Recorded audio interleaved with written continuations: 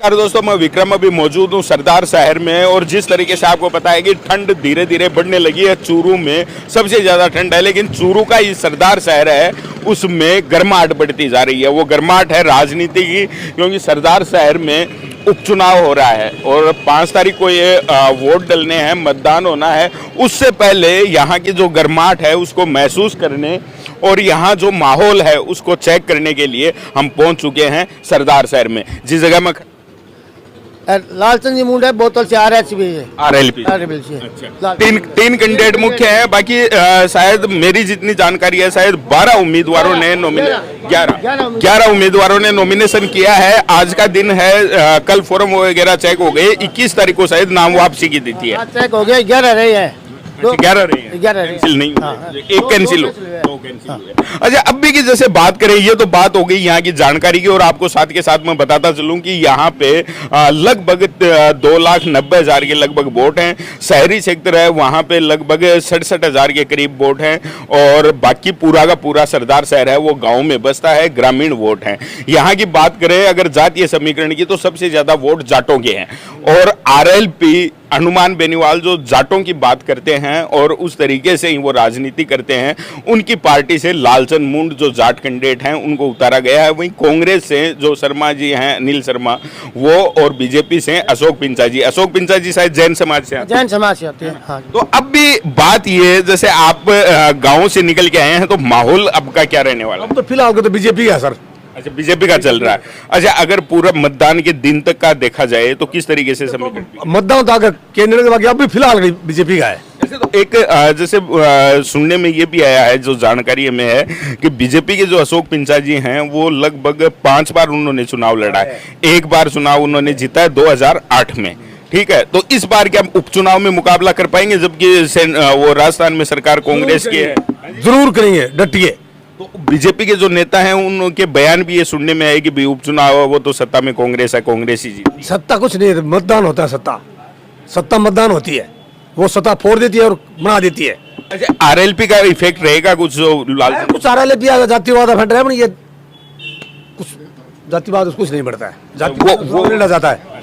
हाँ, एक चीज देखी जाए, और जो इंटरनल सर्वे है उनमें ये है कि लालचंद जी मुंड है, उनका ग्रामीण क्षेत्र में प्रभाव अच्छा है। प्रभाव कुछ नहीं है, प्रभाव चीज अलग होती है। प्रभाव तो पार्टियां में रहता है। अच्छा प्रभाव लालचंद मुंड का, अच्छा प्रभाव ग्रामीण में। मुंडा वो डेरी से चेयरमैन है, 4 दफे चेयरमैन रह चुकी है, 2 बार सरपंच रह चुकी है।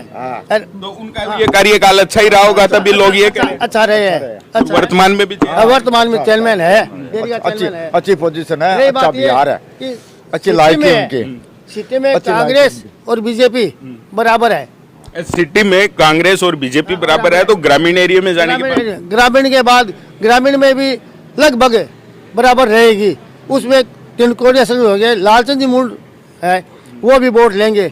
लेकिन बीजेपी और कांग्रेस है, उनमें कोई भी किस तरह भी घोड़ा बैठ सकता है। अच्छा, मतलब बात ये है कि फाइनली जो चुनाव का रिजल्ट आने वाला है उसमें कांग्रेस और बीजेपी टकराएंगे। हाँ, ये है। अच्छा, जो चीजें आई यहाँ के लोगों के से, और भी जो लोगों से हमने बात की, उनका कहना ये है कि लालचंद जी मुंड हैं, उनका जैसे ही चुनाव में एंट्री हुई उसके बाद में मुकाबला तो त्रिकोणीय हुआ ही है, ये बीजेपी को नुकसान करेंगे, ऐसा सुनने में आ रहा है।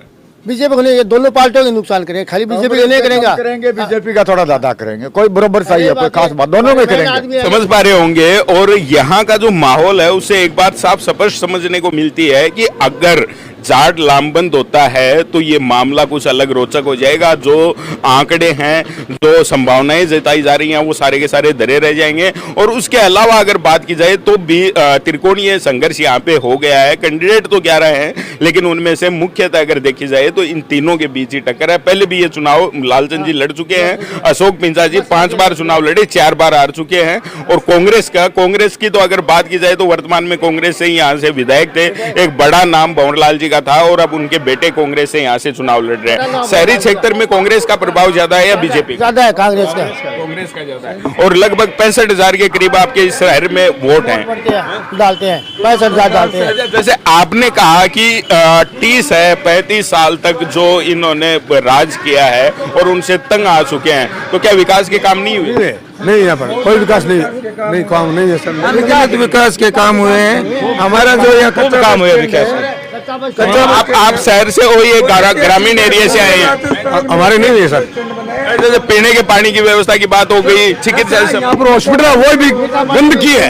यहाँ पर हॉस्पिटल जो है उप जिला स्वास्थ्य केंद्र बन चुका है, 100 बेड की व्यवस्था है। पहले उसमें 5 डॉक्टर थे, अब 27 डॉक्टर है। डॉक्टर यहाँ पे क्या है, बैठने की जगह नहीं, डॉक्टरों को बैठने की जगह नहीं है यहाँ हॉस्पिटल पर। डॉक्टर संभालते नहीं होंगे, मॉनिटरिंग का जाट चेयरमैन है, अच्छी विकास कार्य करवा रहा है और गरीबों को पट्टे मनुष्य बांट रहा है, तो वो राज नहीं है, काम नहीं है क्या? अभी हमारा चेयरमैन राजमणि चौधरी है चेयरमैन, कांग्रेस से बहुत अच्छा काम करे, 2 साल हुए उनको बने हुए। हमारे चेयरमैन जैसा चेयरमैन पूरे राजस्थान में नहीं है, कहीं नहीं है। इतने विकास कार्य करवे जो आज तक किसी भी चेयरमैन। मतलब बात यह है कि इस बार अगर वोट आप जो डालोगे वो विकास के नाम पे डालोगे और कांग्रेस को वोट डाल के नाम पे डालेंगे सर। हमारे यहाँ पे कच्चा बस स्टैंड था, पूरा देहात वहाँ आता है, तो बरसात के सीजन में वहाँ पे यहाँ तक पानी भरा रहता था।